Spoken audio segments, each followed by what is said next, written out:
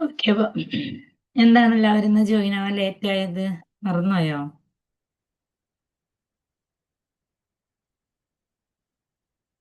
Correct 6:29 alarm വെച്ചിട്ട് എല്ലാവരും ഇൻഷാ അള്ളാ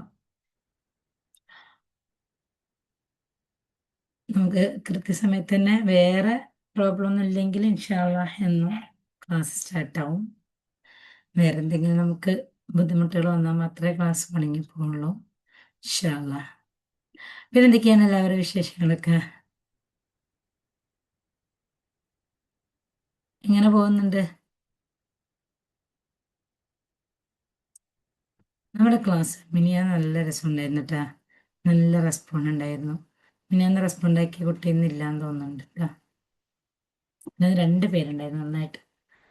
ഓക്കെ ഓക്കെ, അൽഹംദുലില്ലാ. എല്ലാവരും ഗ്രാറ്റിറ്റ്യൂഡ് ഒക്കെ എഴുതുന്നില്ലേ? എഴുതുന്നുണ്ടോ? അതല്ല, ഞാൻ ഇവിടെ നിന്ന് തന്നെ ലൈവായിട്ട് എഴുതിപ്പിക്കണോ?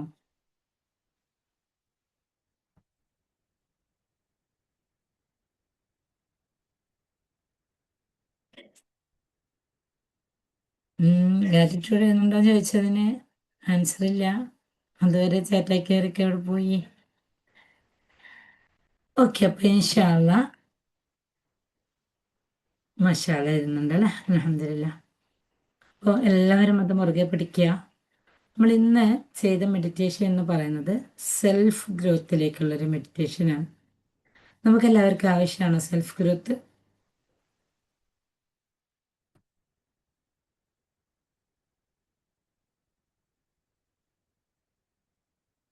യെസ്. നിങ്ങൾക്ക് ഓക്കെ, മാഷാ അള്ളാ. അപ്പോൾ നിങ്ങൾക്ക് സെൽഫ് ഗ്രോത്ത് നമുക്ക് ആവശ്യമാണ്. എന്താണ് സത്യത്തിൽ സെൽഫ് ഗ്രോത്ത് എന്ന് പറയുന്നത്? സെൽഫ് ഗ്രോത്ത് എന്ന് പറഞ്ഞാൽ നമ്മളുടെ സ്വന്തം വളർച്ചയാണ് അല്ലേ? നമ്മളെല്ലാവരും ഇപ്പൊ സ്വന്തം വളർന്നിട്ട് തന്നെയല്ലേ ഇവിടത്തേക്ക് എത്തിയത്. പണ്ട് ഇത്രക്ക് പോകുന്ന കുഞ്ഞായിരുന്നില്ലേ, ഇപ്പൊ വലുതായില്ലേ. അപ്പൊ നമ്മൾ സെൽഫ് ഗ്രോത്ത് വന്നില്ലേ, സ്വന്തം വളർച്ചയിലേക്ക് എത്തിയില്ലേ. എന്നാൽ സെൽഫ് ഗ്രോത്ത് എന്ന് പറഞ്ഞാൽ നമ്മളുടെ ഇമോഷൻസിനെ ബാലൻസ് ചെയ്ത് നമ്മളിലേക്ക് ഉണ്ടാവുന്ന മാറ്റത്തെയാണ് നമ്മൾ എന്ത് ചെയ്യണേ, നമ്മൾ സെൽഫ് ഗ്രോത്ത് എന്ന് പറയുന്നത്. അപ്പൊ നമുക്ക് അറിയാൻ വേണ്ടി പറ്റും നമ്മളിൽ പല പല ഇമോഷൻസുകളും ഉണ്ട്. പല ഇമോഷൻസുകളും നമ്മളിലെ സാഹചര്യങ്ങൾ നോക്കാതെ, അവസ്ഥകൾ നോക്കാതെ നമ്മളിൽ നിന്ന് പുറത്തേക്ക് വരുന്നുണ്ട് എന്നുള്ളത്. അപ്പോൾ അങ്ങനെ ആയിരിക്കെ നമ്മളുടെ ആ സെൽഫ് ഗ്രോത്തിനെ മെച്ചപ്പെടുത്തുക എന്ന് പറയുകയാണെങ്കിൽ നമ്മളുടെ കരിയറിൽ നമ്മുടെ സ്വഭാവത്തിന് ചേഞ്ച് ചെയ്യുക എന്നുള്ളതാണ്. നമ്മുടെ സ്വഭാവം ചേഞ്ച് ചെയ്താൽ മാത്രമേ നമുക്ക് നമ്മുടെ സെൽഫ് ഗ്രോത്തിലേക്ക് വളരാൻ വേണ്ടി പറ്റുള്ളൂ. അതിനെ കുറിച്ചിട്ട് ഡീപ്പായിട്ടുള്ള ക്ലാസ് ചെറിയൊരു പേരോടുകൂടി ഞാൻ നടത്തുന്നുണ്ട്. ഇൻഷാ അള്ളാ നിങ്ങൾക്ക് താല്പര്യമുള്ളവർക്ക് ജോയിൻ ആവാം. ജോയിൻ ആയ കുറച്ച് പേര് ഇവിടെ ഉണ്ട്, അൽഹംദുലില്ലാ. അപ്പം അവർക്ക് മനസ്സിലാവും എത്രത്തോളം പ്രാധാന്യമുണ്ട് എന്നുള്ളത്.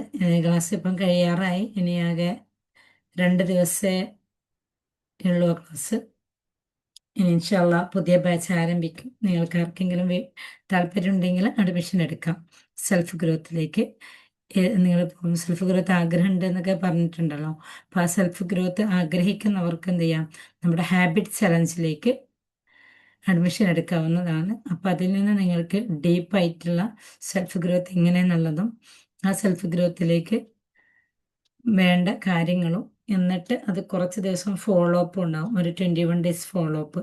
ആ ഫോളോ അപ്പോട് കൂടിയിട്ട് ഇൻഷാ അള്ളാ വാട്സപ്പ് ഫോളോ അപ്പോട് കൂടിയിട്ട് നിങ്ങൾക്ക് പിന്നെ ഇപ്പം നിലവിൽ നടന്നുകൊണ്ടിരിക്കുന്നത് 199-നാണ് ആ ക്ലാസ്.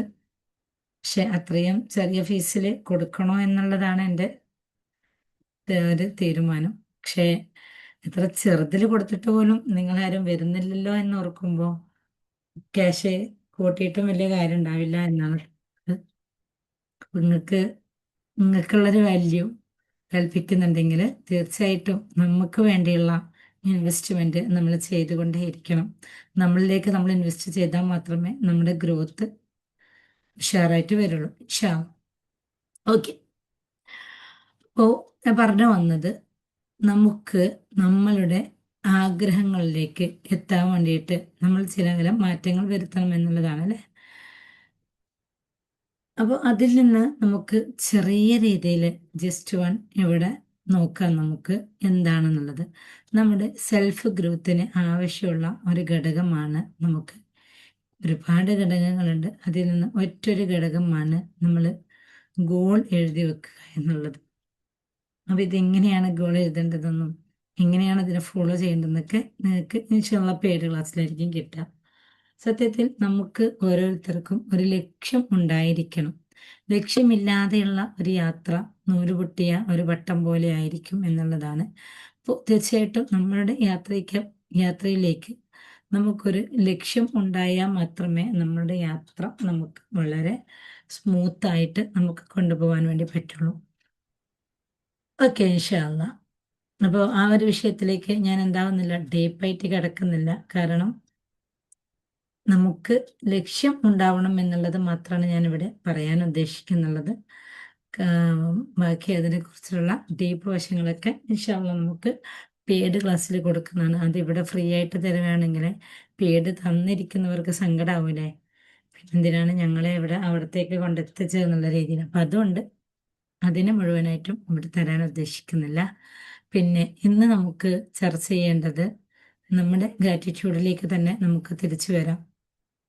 ഗ്രാറ്റിറ്റ്യൂഡ് അതൊരു മഹാസാഗരമാണെന്ന് പറഞ്ഞിട്ടുണ്ട് അല്ലേ? അപ്പോൾ ഈ ഒരു സമുദ്രത്തിൽ നിന്ന് നമുക്ക് എടുത്താൽ തീരാത്ത മുത്തുകളും പഴങ്ങളും രത്നങ്ങളും എല്ലാം ഉള്ള ഈ ഒരു സാഗരത്തിന്റെ അരികിലാണ് നമ്മൾ ഇരിക്കുന്നതെങ്കിൽ പോലും ആ സാഗരത്തിന്റെ മുകളിലൂടെ നമ്മൾ പ്ലെയിനിൽ യാത്ര ചെയ്യുന്നുണ്ടെങ്കിലും ആ സാഗരത്തിന്റെ തൊട്ട് മുകളിലൂടെ ആ സാഗരത്തിനോട് ചേർന്നുകൊണ്ട് നമ്മൾ ബോട്ട് സർവീസ് നടത്തുന്നുണ്ടെങ്കിലും നമ്മൾ ഇടയ്ക്ക് ബീച്ചുകളിലേക്ക് പോകുന്നുണ്ടെങ്കിലും ഒന്നും നമുക്ക് എന്താവുന്നില്ല, ആ സമുദ്രത്തിന്റെ അടിത്തട്ടിലുള്ള മുത്തുകളും പവിഴങ്ങളും നമുക്ക് അനുഭവിക്കാനോ ആസ്വദിക്കാനോ പറ്റുന്നില്ല എന്നുള്ളതാണ്. അതുപോലെ തന്നെയാണ് നമ്മുടെ ഈ ഭൂമിയിലെയും ജീവിതം എന്ന് പറയുന്നത്. ഈ ഭൂമിയിൽ നിന്ന് നമുക്ക് നമ്മുടെ ഈ യാത്രയ്ക്കിടയിൽ നമ്മുടെ അന്തിമ വിജയത്തിന് വേണ്ടിയിട്ട് നമുക്ക് ഒരുപാട് ഒരുപാട് ഒരുപാട് സംഭവങ്ങളുണ്ട് ഇവിടെ ചെയ്തു കൂട്ടാനായിട്ട്, അല്ലെ? ഒരുപാട് കാര്യങ്ങൾ നമ്മൾ ഇവിടെ നിന്ന് ചെയ്യുന്നതിൽ വെച്ചിട്ട് സെലക്റ്റീവായി ഏതെങ്കിലും ഒന്നോ രണ്ടോ വിഷയങ്ങൾ നമ്മൾ എടുത്ത് അതിലേക്ക് മാത്രം ഫോക്കസ് ചെയ്ത് അതിന് മാത്രം കംഫർട്ടാക്കിക്കൊണ്ട് അതിന് മാത്രം കൂടുതൽ ഭംഗിയാക്കിക്കൊണ്ട് ആ ഒരു കാര്യമെങ്കിലും നാം ഈ ഭൂമിയിലിരുന്ന് ചെയ്തു കൊടുക്കുകയാണെങ്കിൽ തീർച്ചയായിട്ടും നമ്മളുടെ ആഗ്രഹമായ അവസാനത്തെ യാത്രയായ സ്വർഗത്തിലേക്ക് എത്താൻ വേണ്ടി പറ്റും എന്നുള്ളതാണ്. പക്ഷേ നമുക്ക് എന്താവുന്നില്ല, നമ്മൾ ആ കടലിനരികിൽ പോയിരുന്ന് കടലിന്റെ അകത്തുള്ള മുത്തിനെ കാണാത്തതുപോലെ തന്നെ നമ്മുടെ ജീവിതമാകുന്ന സമുദ്രത്തിന്റെ അരികിൽ പോയി ഞാനും നിങ്ങളും നിന്നിട്ട് പോലും ചുറ്റുപാടുകളിൽ നിന്ന് പല അനുഭവങ്ങൾ കേട്ടിട്ടും ഒന്നും ആയിട്ടും നമ്മൾ എന്താവുന്നില്ല, നമ്മൾ ഒന്നും ഒന്നും ഒന്നും തിരിച്ചറിയുന്നില്ല എന്നുള്ളതാണ്. നമുക്ക് അറിവ് വളരെ പ്രധാനപ്പെട്ടതാണെങ്കിൽ പോലും നമുക്ക് അറിവിനേക്കാളും പ്രധാനപ്പെട്ട ഒരു സംഭവമാണ് തിരിച്ചറിവ് എന്നുള്ളത്. തിരിച്ചറിവില്ലാത്തത് കൊണ്ടാണ് കൂടുതലും ഈ സമൂഹം അധംപതിച്ചു ഒരവസ്ഥയിലേക്ക് എത്തിപ്പോകുന്നുള്ളത്.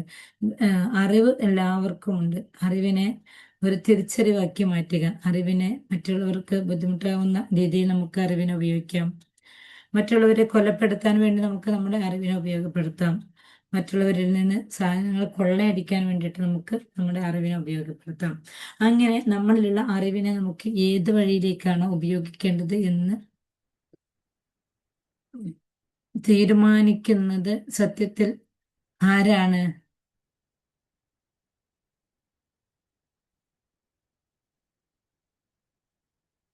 നമ്മൾ തന്നെയാണ് അല്ലേ? അപ്പോൾ നമ്മളുടെ അറിവിനെ ഏത് വഴിക്ക് നിയോഗിക്കണം, ഏത് വഴിക്ക് പറഞ്ഞു വിടണം, ഏത് രീതിയിലാണ് ആക്കേണ്ടത് എന്ന് തീരുമാനിക്കുന്നത് നമ്മൾ തന്നെയാണ്. ആ നമ്മൾ യെസ്, കറക്റ്റ്.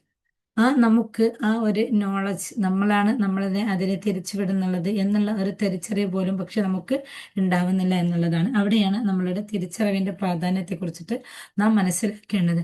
നമുക്ക് ഓരോ ദിവസവും നമ്മുടെ ദൈനംദിന ജീവിതത്തിൽ നമ്മൾ എത്രമാത്രം പ്രതിസന്ധികളിലൂടെ കടന്നു പോകുന്നുണ്ട്, എത്രമാത്രം ഹാപ്പിനെസ്സിലൂടെ കടന്നു പോകുന്നുണ്ട്.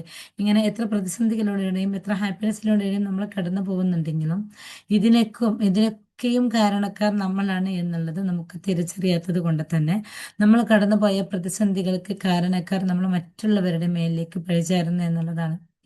നമ്മുടെ സന്തോഷത്തിന്റെ കാരണങ്ങളിലേക്ക് വരുമ്പോൾ മാത്രമായിരിക്കും നമ്മൾ നമ്മളിലേക്ക് നോക്കുക എന്നുള്ളത്. അപ്പോൾ അതുകൊണ്ട് തന്നെ നമുക്ക് മനസ്സിലാക്കേണ്ടിയിരിക്കുന്നത് നമ്മുടെ ഹാപ്പിനെസ് ആണെങ്കിലോ നമ്മുടെ ലൈഫ് ആണെങ്കിലോ നമ്മുടെ യാത്രയാണെങ്കിലോ നമ്മൾ വിചാരിച്ച റൂട്ടിലല്ലാതെ നമുക്കത് എത്തിപ്പിക്കാൻ വേണ്ടി പറ്റില്ല എന്നുള്ളതാണ്. അപ്പോൾ അതുകൊണ്ട് നമുക്ക് ഇവിടെ ഓരോ സെക്കൻഡുകളും നമുക്ക് അവെയറാക്കി തന്ന ഓരോ സെക്കൻഡുകളും നമ്മളിലേക്ക് എത്തിപ്പിച്ച് തന്ന നമ്മുടെ റബ്ബ് സുബ്ഹാനഹു വ തആലക്ക് നമ്മുടെ റബ്ബ് സുബ്ഹാനഹു തആലക്ക് വേണ്ടിയിട്ട് നമുക്ക് ഓരോ നിമിഷവും നമുക്കൊരു ഗ്രാറ്റിറ്റ്യൂഡ് അർപ്പിക്കാം. ഓരോ സെക്കൻഡുകളിലും നമ്മൾക്ക് നമ്മുടെ യാത്ര ഓരോ സെക്കൻഡുകളിലും ഗ്രാറ്റിറ്റ്യൂഡിലായി ഇരിക്കാം എന്നുള്ളതാണ്. ആ ഒരു ഗ്രാറ്റിറ്റ്യൂഡിലേക്ക് നമ്മൾ നമ്മുടെ ജീവിതത്തെ കൊണ്ടുപോകുന്ന സമയത്ത് നമുക്ക് നമ്മുടെ സാഗരത്തിന്റെ ലൈഫാവുന്ന സമുദ്രത്തിന്റെ ആഴത്തിലിരിക്കുന്ന മുത്തുകളെയും പവിഴങ്ങളെയും നമുക്ക് കാണാൻ വേണ്ടി പറ്റും.